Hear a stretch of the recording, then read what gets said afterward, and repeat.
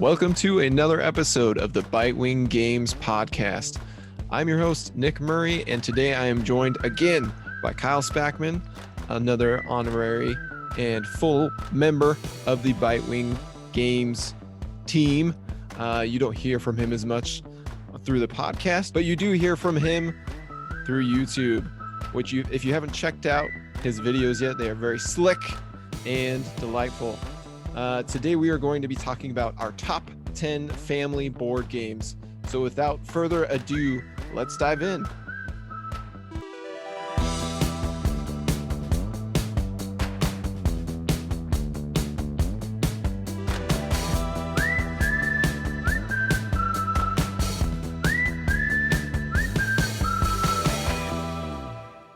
Kyle, welcome back. It's great to have you here.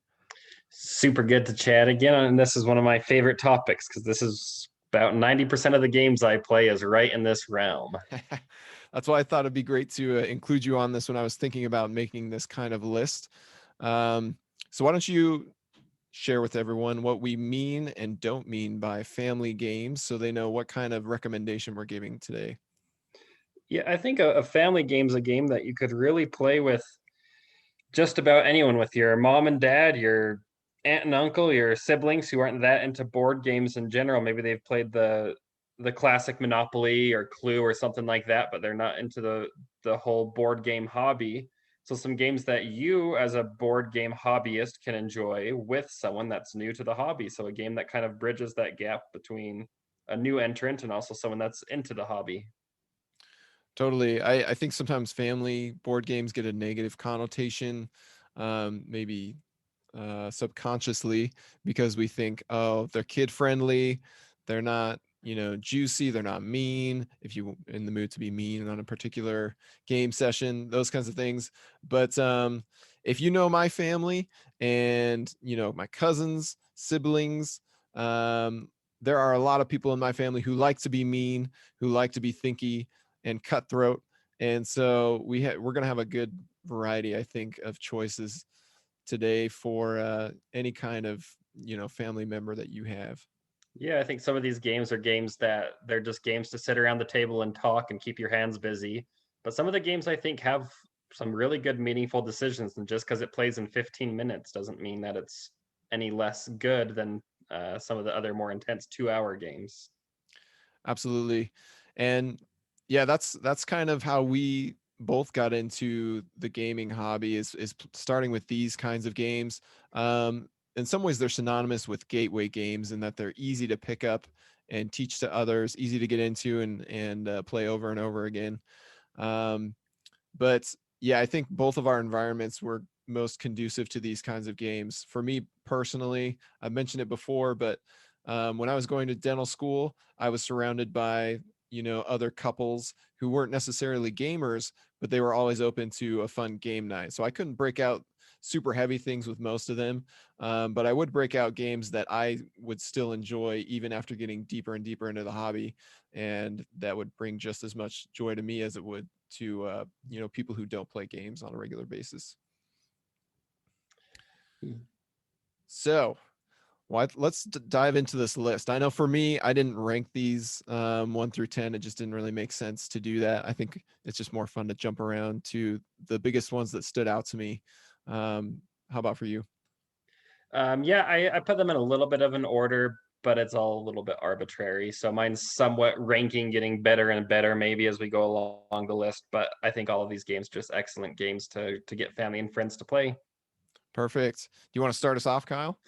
Yeah, so I had my number 10, somewhat arbitrary number again, but my number 10, I put Blokus. I think Blokus is a really fun tile laying game. You're just laying these different Tetris types tile blocks around, kind of cutting each other off, trying to get to different areas of the board and put as many of your pieces out as possible. It plays 4 players. It plays really quick, and I just think it's a fun game. A little bit, it's not mean, but a little bit more like you're trying to get somewhere before someone else, so you have to take a spot from them. So maybe a few hurt feelings if your family is into or isn't into that. But I think Blokus is a really fun, easy, quick, just kind of visually appealing game. Yeah, it's like almost like a 4-player version of chess, checkers in some ways, and that it's just so strategic and thinky, as well as, there's no luck involved. You're just picking a tile to place out next and trying to cut off other people. That's a good choice. My number 10 is going to be Camel Up. This is one of the first ones I thought of when I was thinking of great family board games. Camel Up is one that every time I break it out, we end up playing it so many times that I get sick of it that night because people just keep requesting to play it over and over and over again.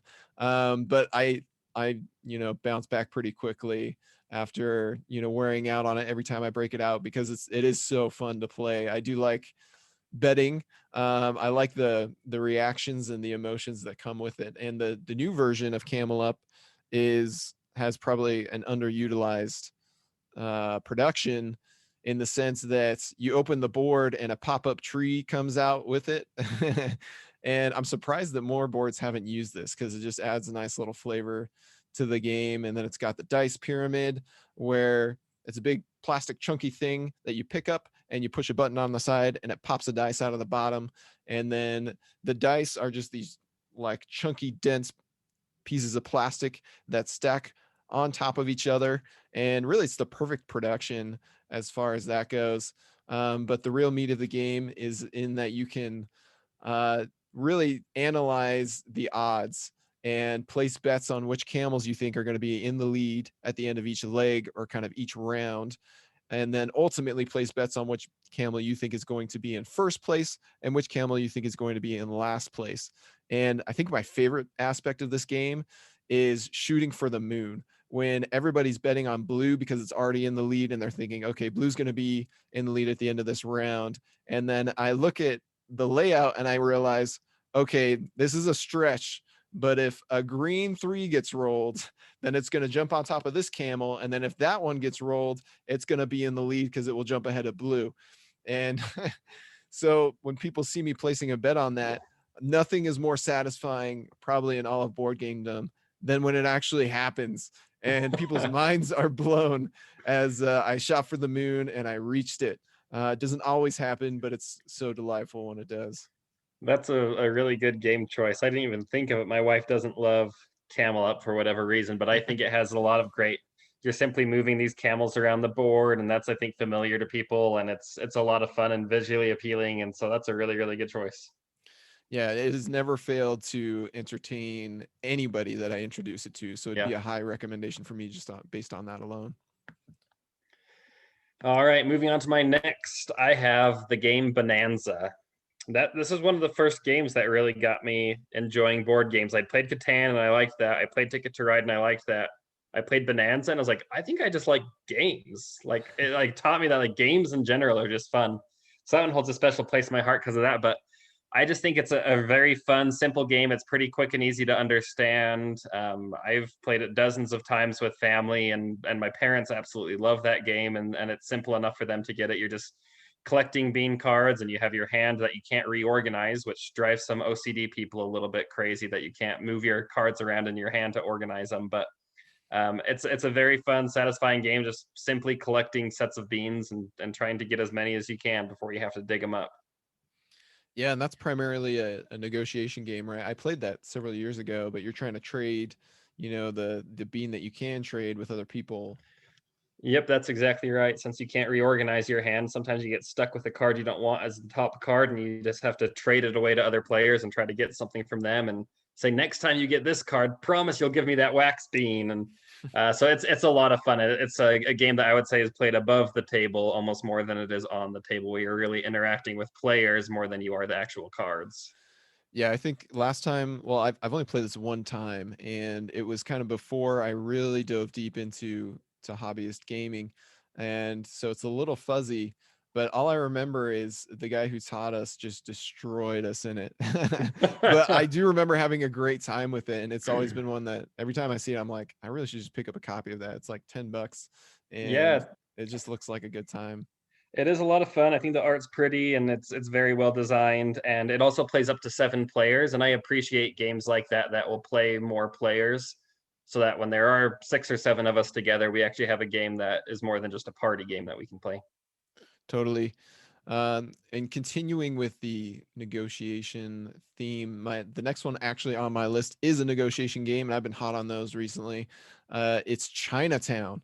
So the reason Chinatown came to mind is because uh, my family, specifically my uncle and aunt, love to get some of the cousins together and some of their nieces and nephews and rent a houseboat and do a Lake Powell trip. And that's kind of been, usually they do it every other year, something like that. And the last time that we went down to Lake Powell with them, I brought along Chinatown.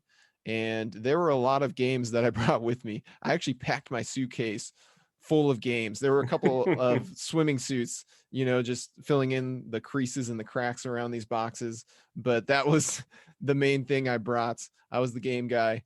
And Chinatown ended up being one of the biggest hits of the entire trip, surprisingly. I introduced it before we went on that trip, and we flew back to Utah to get ready for it. I introduced it to my brother-in-law, and it was an instant hit with him. And then we took it to Lake Powell. It was an instant hit with everyone who played it there, and that was one of the few that they requested.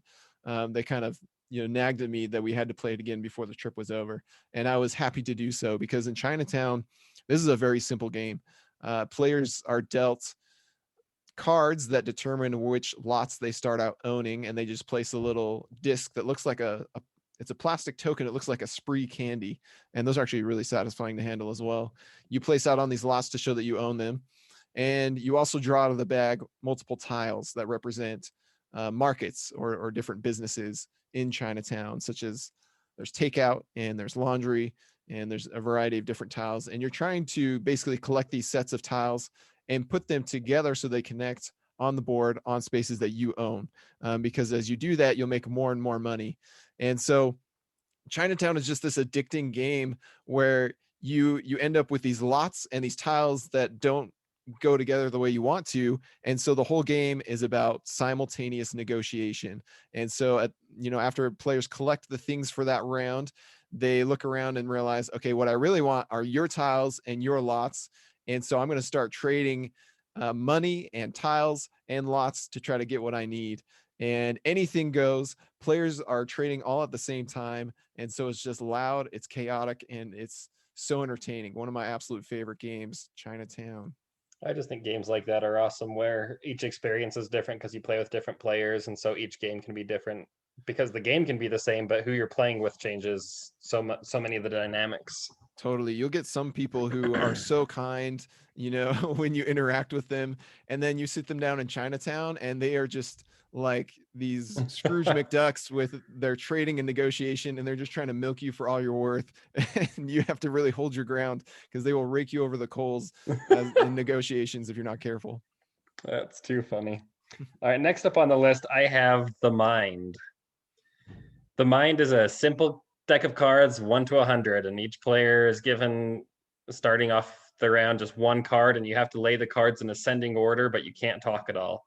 And I just think that game is so fun. Like the anxiety, the good anxiety that I feel while playing the game, as I'm holding this card and someone lays down a 23 and I have a 27, and I wonder if I should lay it immediately or see if anyone else has the next card, or if they're gonna. Anyway, it's just a very fun game, very quick and easy. And it just gives me like that like good fun anxiety feeling, and I feel like every game we're just laughing and having a good time. Oh man, The Mind is so good. It's one of those games, you hear how it's played, the rules, and you think this can't work. This isn't even a game. But what it does so well is it evokes emotions and drama with every round and every play of a card, and it just boils down and cuts out everything else, all the thinkiness, and it's a game about playing by your guts, and I love it for that. That's Oh actually yeah. one that I broke out in dental school at one point, and we were studying for an exam that was just a couple hours away. But as a break, we broke out The Mind, and we actually almost beat it in 4 players after I got them playing a few rounds and getting the hang of it. And I still haven't beat that yet, though. Have you beat The Mind at any player count? I've beat it at 2 players Nice. on an anniversary. my wife and I were playing The Mind. We thought that would be a fun little thing, and we ended up beating it 2-player, and it was so satisfying. Man, we've gotten so close. I think we've gotten to the last round and still had like I think a couple lives going in, and then just got absolutely wrecked by how the cards were dealt. So, and I guess not following our gut instincts. So, Yeah. great choice. Another short, quick filler game along those lines that is also one of my favorites. This is one that we played it with my family, and I don't even think we had finished playing it yet. And my mom had actually bought a copy on Amazon just to have one around for herself. And so sold her on it, sold the rest of my family on it. It is For Sale. This is a bidding slash auctioning game that is very simple to play. Everybody starts out with the same amount of coins, and cards are flipped up that represent houses that are worth different values. Those values range from 1 to 30, and a 1 is like a cardboard box value house. 30 is a space station, and then you've got like a lighthouse and a castle in between that are high value ones. The whole range of houses with actually a lot more personality and charm to it than you would expect looking at the box, such as each card has an animal or a pet somewhere hidden on the card near the house, which I think is kind of a fun touch. But the reason this game is so great is you take turns going around and bidding for the houses in the center equal to the number of players. So everybody's going to get a card. They're going to get a house. Whoever passes first gets the worst of the bunch. And once you pass, you still have to pay half of what you bid, and you have a limited amount of money. And then this is one of the most amazing things about this game is eventually everybody ends up with the same number of cards in their hand with varying values depending on how well they were able to bid and auction for them. Any leftover money you have is going to be worth points at the end of the game. But then it enters a completely different phase where what you bid for becomes your hand to play out in a different kind of auction. And in this case, multiple checks or money cards are flipped face up, and then players are secretly going to choose a value house from their hand to sell, and in hopes of getting a higher value money from the center, but they do it simultaneously. So I love auctioning games. This has two different forms of it, and they both tie together so beautifully. This is, one that's always been a hit when I break it out with people. That is For Sale. I just played it for my second time this last weekend with my family. My brother got it for Christmas at my recommendation, and he got it. And it's a lot of fun. Kind of that double auction over the 2 rounds is a lot of fun. Yeah, and what's cool is they recently announced an expansion for it. I'm interested to see how that is, but also a new version. I think it's called Automa, or it's vehicle themed instead of house themed. So if that interests you, you can check out that version as well. They're both easy to find. I would not recommend the travel edition that has little paper money. I would recommend pay 10 more bucks to get the cardboard tokens if you get regular For Sale.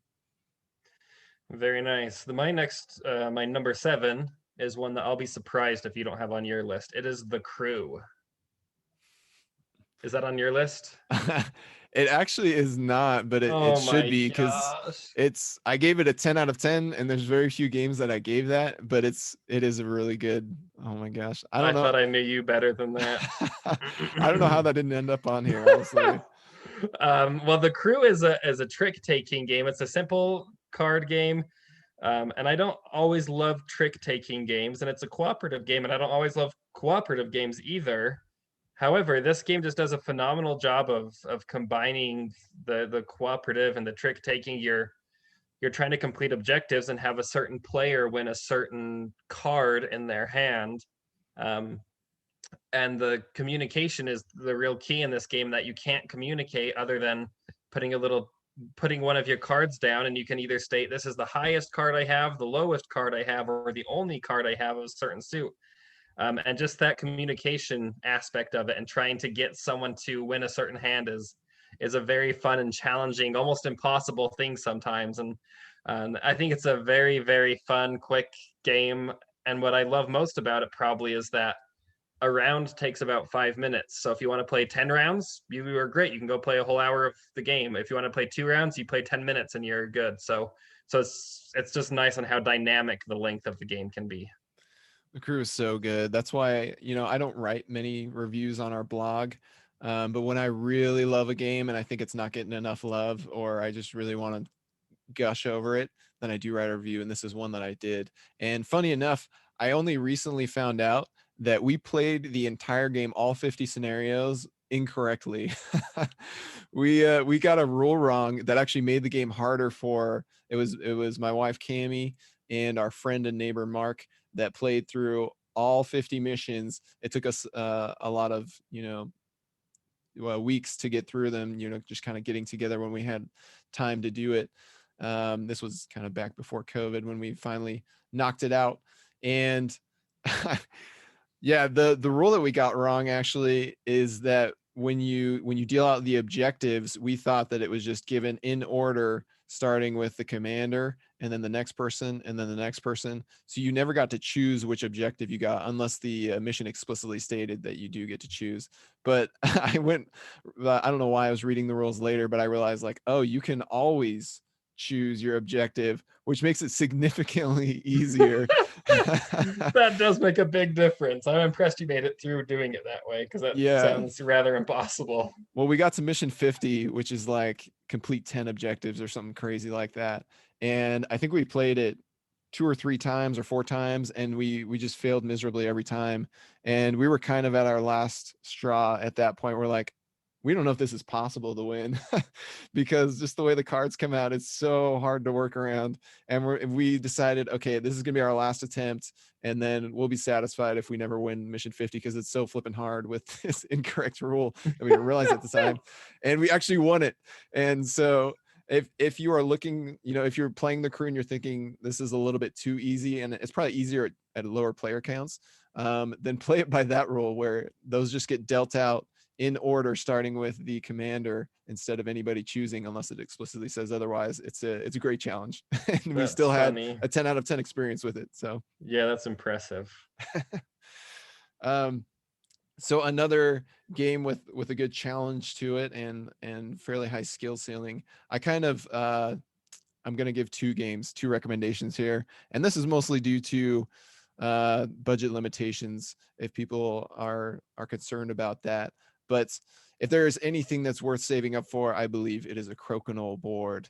And if you do not have the finances at this time, or you'd prefer to try it out before buying, which is definitely a wise move, with usually a good board costs you over $200, then I would recommend Klask, which is only about $40, and you can find it at Target or Walmart, wherever. Both of these games are killer dexterity games, whether it's with your spouse head to head or with Crokinole, particularly playing a 2v2 game.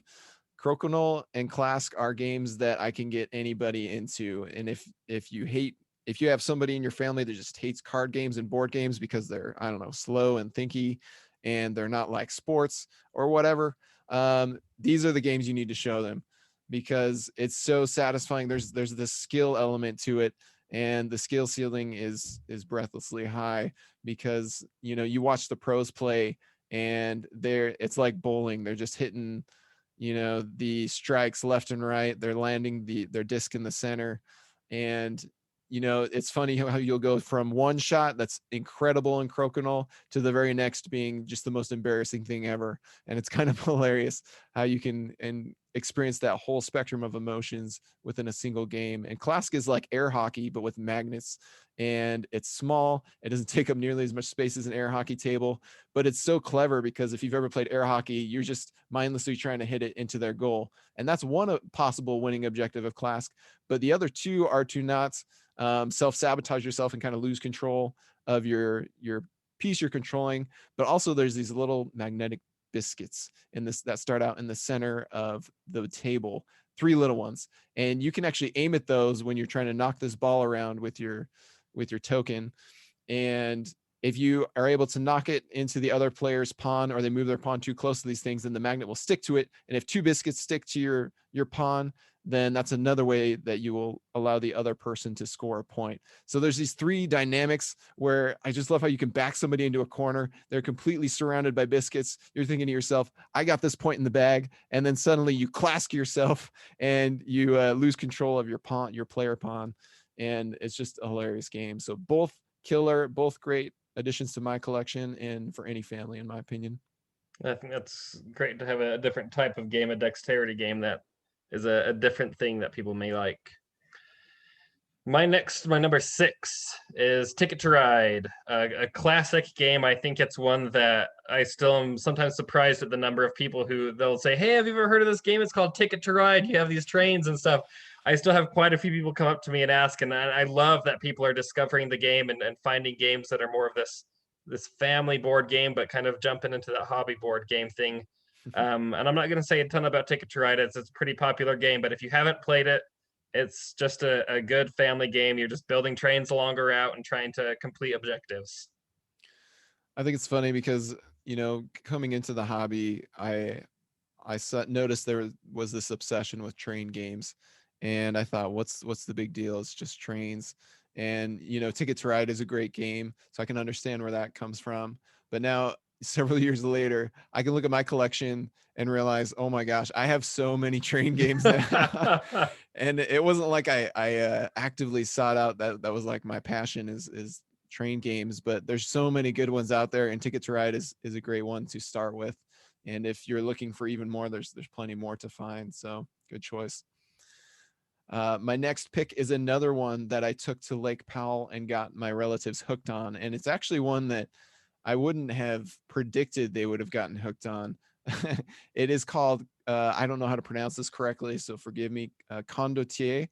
I think that's a French title. I will spell it for you. It's spelled Condo, Ttiere. So I was lazy. I only half spelled it, but hopefully you'll be able to find it. It is found on online retailers right now. I just checked earlier because I was worried I was going to suggest a game that nobody could access because it is older. And I'm going to give you a warning here. For those of you who use Board Game Geek and look this up, you've never heard of it. It has below a 7, has like a 6.5 out of 10. And so going into it, I was skeptical that it was, still a great game, even though I had heard some reviewers that I follow really like it. But it is an awesome game. I'm a big fan of this. It's sort of a area control mixed with auctioning, mixed with bluffing card game. And I love the way it plays out. You can play this with 3 players, you can play it with 5, and it works just as well between that range. Probably well at 2 as well. But you are fighting for control over a specific area on a map, and whoever wins that area gets to place a cube there. And then whoever places 3 cubes next to each other in 3 neighboring areas wins the game, or whoever's first to place out 5 of their cubes wins the game. And what's interesting is everybody starts out with a big hand of cards, and you can choose to fight really hard in an area and throw down a bunch of your cards.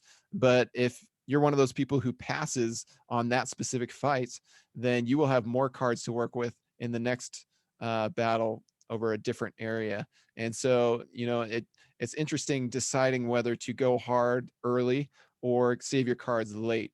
But if you're the last person with cards in your hand, then you're going to lose the rest of your cards. You can't just, fight yourself. And so that's interesting. But there are also cards that you can play out and kind of force people's hands to play their best cards early. And there are specific cards you can play that will take back your best cards. And so you can kind of force people's hands early and then take back your own best cards and then save those for later.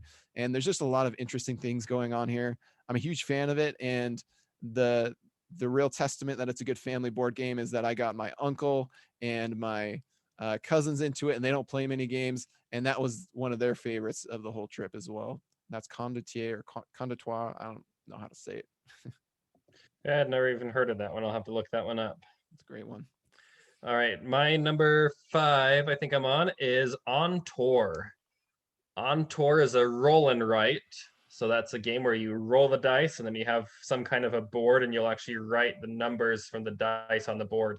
It's a really, really fun game. You're just trying to create basically the longest path across the United States or Europe that the band's going to tour across. And so you're just using these die rolls to place the numbers on the board and try to connect them in ascending order. And it's a very simple, very fun thing, but that's a game that I felt like has created a good experience where everyone around the table is like holding their breath as you roll the die, saying, "Please roll in the 50s, please roll in the 50s."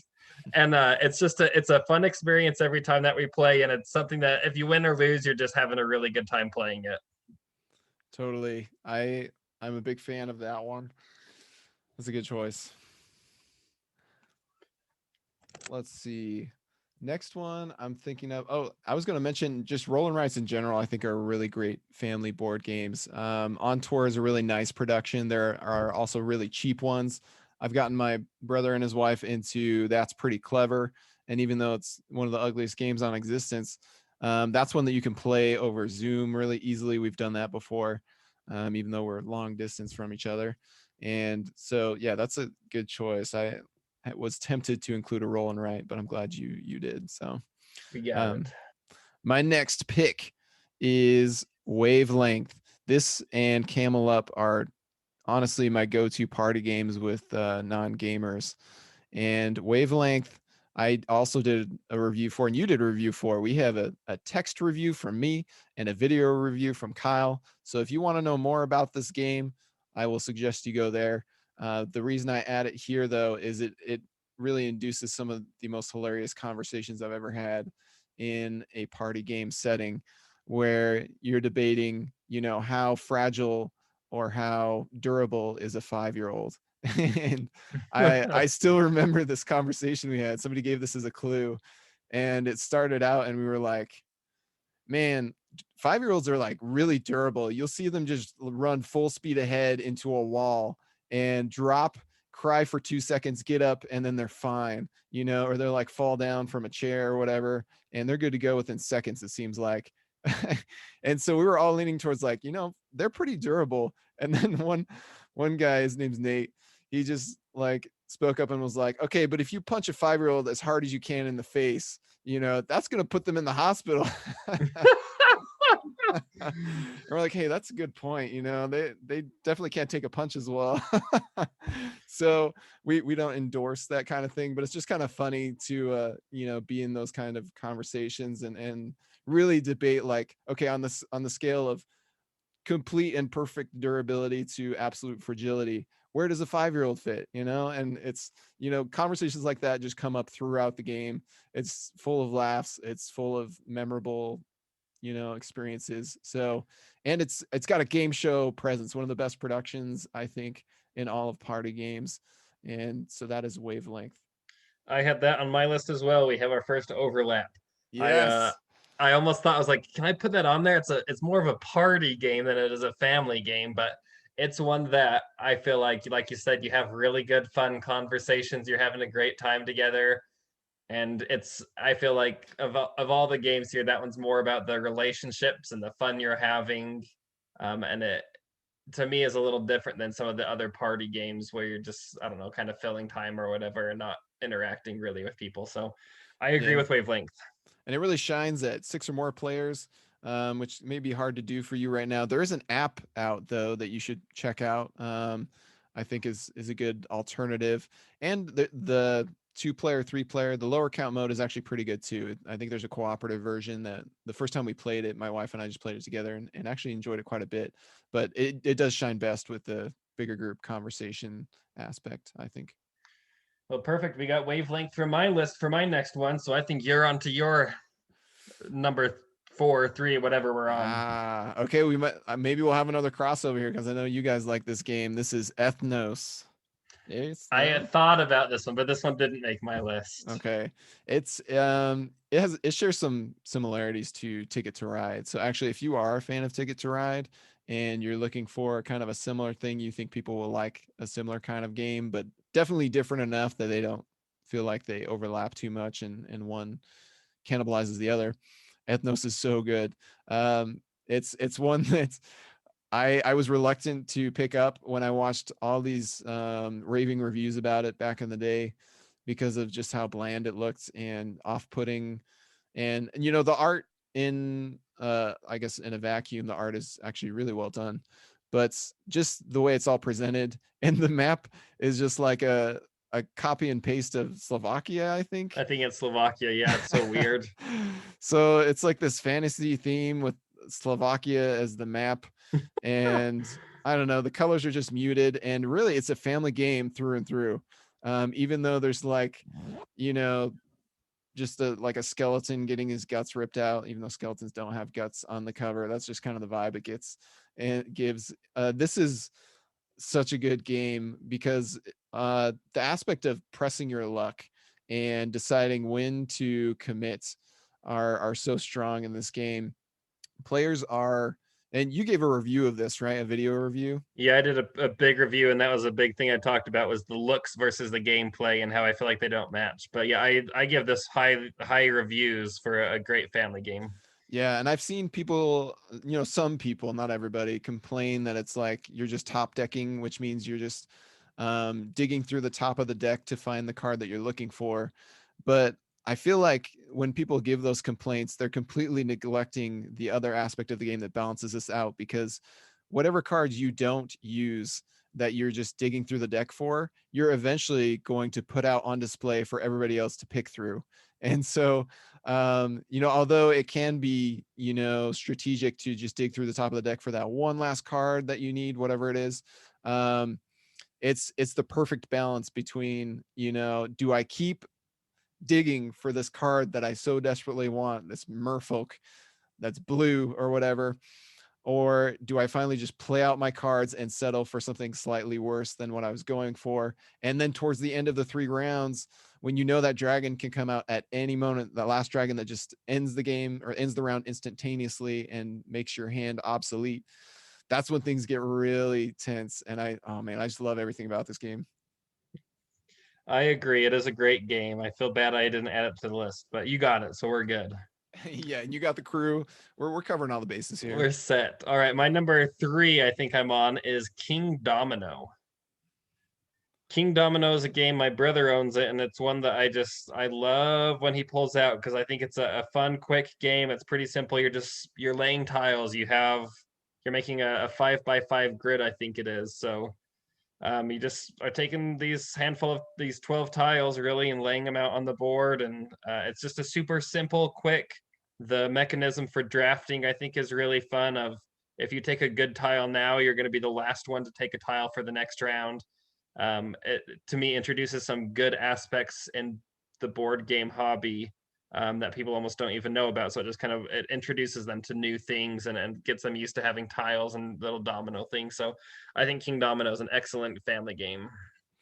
Absolutely. I have fond memories of playing this with my sister and her husband multiple times. I think it plays best personally at 3 or 4 players. I recently played it at 2 and I was like, oh, this isn't as good as, higher counts for, I guess because it's easier to get whatever you want. And it takes away some of the tension of like, okay, there's only one option for me here. And what do I go for? But I'm the kind of person who loves tension. And so I guess if you enjoy a little bit easier going time, then 2 players isn't bad. Yeah, I agree. I think 3 or 4 is better than 2. It still plays well, but a little bit better with more. Good old Kingdomino. That's a classic. Uh, we'll keep going with the classic simple ones here with Love Letter. Is that on your list? Oh my gosh, I didn't even put that one. I don't know how because that is one of my all-time favorite games. I'm again mad at myself for not adding that one. Love Letter is so good. It comes in this tiny little drawstring bag, and it's one that can easily get lost on your shelf because it is so small.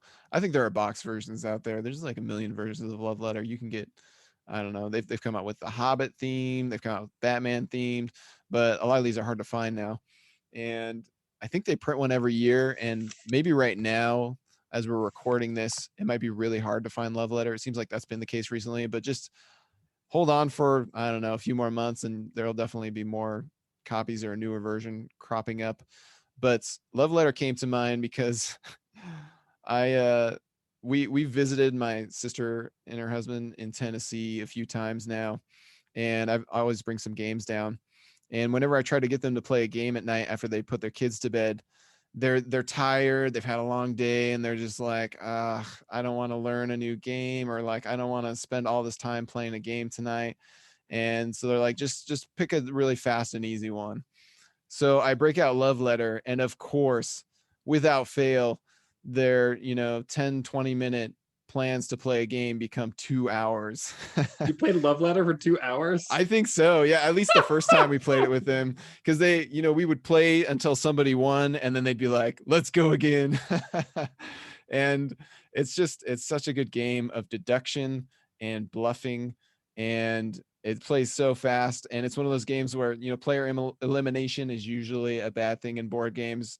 Why would it be a good thing to eliminate somebody from the activity and make them watch? But in some cases it works, and in Love Letter it especially works because the rounds are so fast, and it's funny when people get eliminated and they're right back in very quickly. And it has a nice little balance to it. There's a lot of luck involved, but as somebody gets more and more cubes, gets closer to winning more victories, then it's easier for others to just gang up on them and try to eliminate them first to keep things in check. So Love Letter, a lot of fun. I've only really played it at 4 players. I've never tried it at lower counts. 4 players is like perfection with this game. I've played it at 2 and 3, and I think it still plays great. And yeah, Yeah. I did a review on this one, and it, honestly, like if I have 5 or 10 minutes, I'm gonna pull this game out, no questions. Like, such a fun game. You can take somewhat big risks, and it doesn't matter because yeah, if you get out of the game, you're back in 2 minutes. I don't like player elimination games, and this is maybe like the one game that I'll play as a player elimination, because yeah, 1-2 minutes you're sitting out and you're still having a fun time watching. So good. All right, next on my list, moving up to the top or the bottom, whichever way you do it. I kind of cheated here. I have 7 Wonders, but I also have Sushi Go Party. Kind of the same game. One of them is just the dumbed down, simplified version. 7 Wonders is still maybe my favorite game. I just think it has so many good aspects to it. It's a very simple. You pick a card and you pass the other cards to your neighbor. You pick a card, you pass the cards to your neighbor. Simple form of drafting, but just the collection of cards that you can do and what cards you pass. And if you need to take a card so your neighbor doesn't get it, or take a card so you can get this big collection. And I just think it's a really good game. And yeah, Sushi Go is just kind of the family style version of it. A little bit simpler rules, a little bit quicker to understand and to play. But 7 Wonders or Sushi Go Party are just phenomenal games. Totally. Back when I was a teenager and knew really nothing about the greater world of board games, I guess the larger world of board games, I wouldn't say board games are greater than 7 Wonders, because this is a killer game. This was my favorite back in the day, and this was one that when we broke out, we weren't joking around. We're like, we're gonna play a serious board game here, and this is like, for casual board gamers, this is a serious board game. And it is very simple once you learn how to play. And so there's a lot of icons initially, but it's very easy to pick up, I think, and easy to teach others. Yep. And still a classic that they actually kind of updated the visuals. It's similar visuals, but slicker, and still a great game. I'm also a fan of 7 Wonders, and if you are stuck with only one person in your household, 7 Wonders Duel is a killer 2-player version of it. So Yep. Great. So next game on the list is one that I showed Cammie, my wife, all of the games that I have played, and she's played most of these games from 2020 that were released that year, just last year. And there's about 40 of them, which is surprising. I think there's a couple expansions and some smaller games mixed in there, so they help to inflate things a little bit.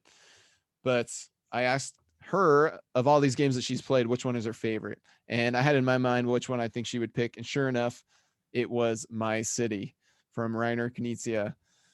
This is a legacy style game that doesn't overwhelm you with its legaciness. This is a polyomino game that looks fairly bland and I guess pretty basic from the outside. It's basically just bingo, or kind of a roll and write style, where you flip a card, and whatever card gets flipped, whatever icon shown on there, that's the piece that everybody places from their supply onto their player board. And the entire description for this game was kind of a turnoff for me to begin with, but this is Reiner Knizia, and you can never count him out. And I started hearing really good things about it from the people I listen to in the industry. And so I broke down and got it, especially where it's so cheap. I was like, why not? Let's give this game a try, see what's up here. And sure enough, within the first game, I was like, Reiner, you dog. This game is so good. And it's so tense. There's no interaction to begin with, which I guess minor spoiler. There's a little bit more later on in a race to complete an objective style. But to begin with, there's no interaction. This didn't have really any ingredients for me. I do like polyomino games, but didn't really have any ingredients that really jumped out at me as being like, I'm going to love this game.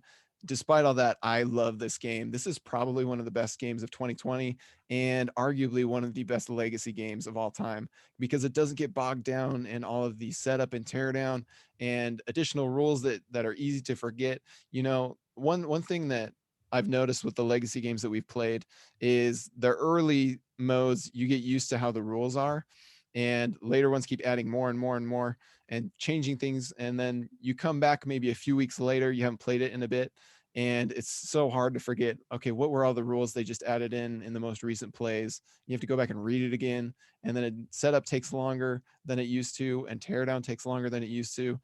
And it's just kind of a pain. But My City just eliminates all of that. This is a quick and easy game you can play in 20 minutes, and I could rave about this forever. But I did write a big article on this. It was Battle of the Polyominoes, where I compared My City to Barron Park and New York Zoo and Patchwork, which are all great polyomino games.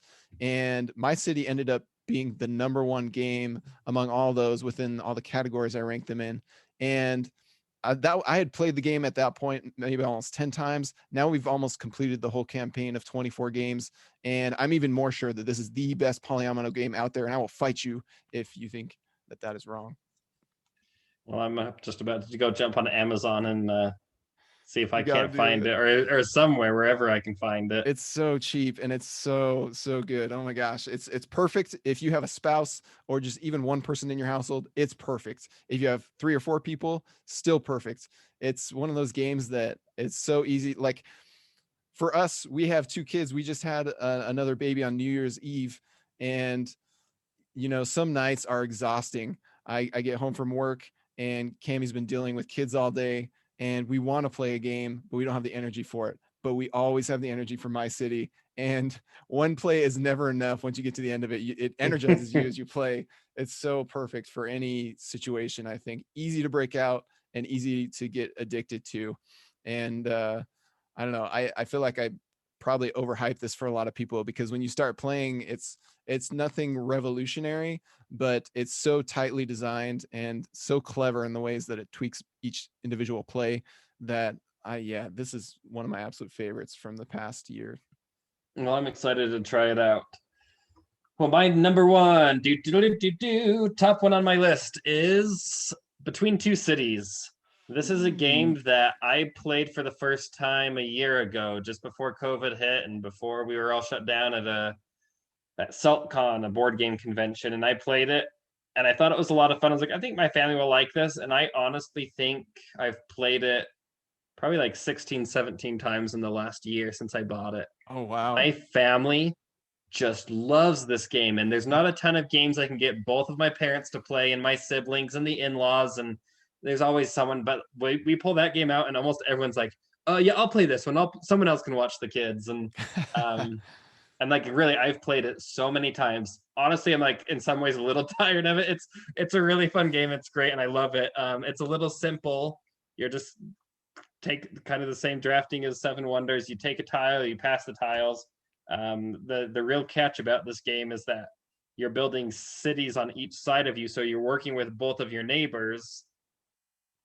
But whatever city has the fewer points is what your final score is. So you're trying to get the highest score, but you can't hose one city because then that'll be the city you get a score of. So you're trying to evenly kind of match your 2 cities of these tiles you're laying. And I didn't explain that extremely well, but it's a very fun game. It's a very interesting one, how you're working kind of cooperatively, but not really at all. And just a very simple gameplay, really quick to play. And again, it plays up to 7 players really well. And I just think that one is maybe my number one kind of family entry board game.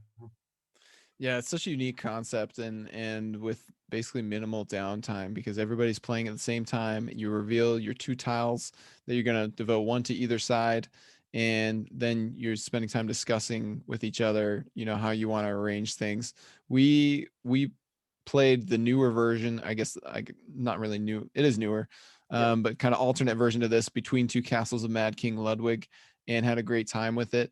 Yeah, it's really a cool concept that you both cooperate with both your teammates, but you're also trying to basically both make both of your structures that you're working on better than anyone else's, so that your weaker of the two is the best of anybody's weakest. Just a cool concept in general. It is a really nice concept. I've played the Between Two Castles as well. That one to me isn't quite as much of an entry level family thing. There's just a lot of different components you're looking at. Between Two Cities to me is just like the very simplified, dumbed down version anyone can pick up and enjoy. Yeah, Castles takes a bit more to teach with a lot of icons going on. Yeah. So I guess if you have more of a gamer geared family that are used to more stuff going on, then that would be maybe the suggestion, and a Yep. great production too. Yep. Okay, my last pick comes as inspiration from my coworkers. Actually, this is one that we play together constantly on our phones, and you can obviously play it on the table too, but there's a website for it and it works beautifully. It is Codenames. Mm. Codenames is such an easy game to get people into. It can be played at parties. It can be played, with just 4 players at smaller counts. And I don't know, if you haven't heard of or played Codenames at this point, I would be shocked if you are listening to our podcast. So if that is the case, then I will also suggest the similar style game that I actually personally prefer. I think both are great. Both have their place. Codenames is better as a casual environment, which is why it's on my list here. But my other suggestion is Decrypto. Decrypto is it in my mind. It allows even more opportunities for clever clues and freedom to really outthink your opponents, because the clues that you give from round to round build on each other, and they carry this thread that your opposing team is trying to follow. And so you really have to outthink them. You have to get into their heads and think, okay, what are they going to guess based on this clue? And Decrypto is so much fun. It's one that I just stumbled across at my first board game convention, or second board game convention. No, it was my first one, and instantly fell in love with it. And it still has held up strong to this day. So Codenames and Decrypto are my last suggestions as family board games. Well, I think it's a real good list that we had and we talked about. Are there any other exciting family board games that you know of that people can expect to see coming out this year, Nick? Ah, yes, sir. So we've mentioned a little bit about Social Grooming, our quick, easy, simple negotiation game that I have played with all kinds of family members as I've been testing it on them like guinea pigs, and friends and coworkers, and it is tested well in all settings. And we have actually started teasing out some of the art. So if you check out our Facebook or Instagram page at Bitewing Games, you can see Paul Williams, who his brand is Barbagazi Outdoors, or you went to Alcon, Ali Khan. I probably mispronounced that. My apologies, but he has a great art style. We are starting to tease that out. But even bigger news here: Social Grooming is not the only family friendly game we intend to publish this year. We've been doing some of our homework. We're doing lots of homework to make this the best possible Kickstarter campaign and production and experience that we can provide to you guys. And we are planning to bundle this with 2 other games at this point, all under the art direction of Paul the Magnificent. And so, and it's not just our designs. This is going to be from a designer that you have known and heard about. And we don't want to divulge too much quite yet, but we are, I think, getting close to signing a contract here, and we will be sharing even more teaser info. But at this point, the games are probably going. I'll leave you this little tease. So, Social Grooming is a negotiation game, and if negotiation is the theme of that game, then the other 2 games are bluffing and scheming. And so those were the 3 keywords I thought of that kind of really describe these 3 games well. So we are excited to share more. Paul is on board and excited about the possibilities for these games. So keep an ear and an eye out. We'll keep sharing more through social media and beyond. about these games. We're super excited that we could even be working with a designer, an external designer, this early on in our publishing endeavor. Yep, I'm very excited for things moving forward and can't wait to share more of it with you guys. Awesome. So if you have any questions or you want any recommendations for other family board games, if you heard our whole list and you said, I've played all of these, I bet I have even more for you. So please reach out to me. I even just played one yesterday that is basically unrated on Board Game Geek, and I think it is so good. So if you want to know even more recommendations from us, we always have more. We're happy to offer them. Reach out to us through our social media, Twitter, Facebook, Instagram, the works, at bitewinggames.com, and we hope to have you back soon.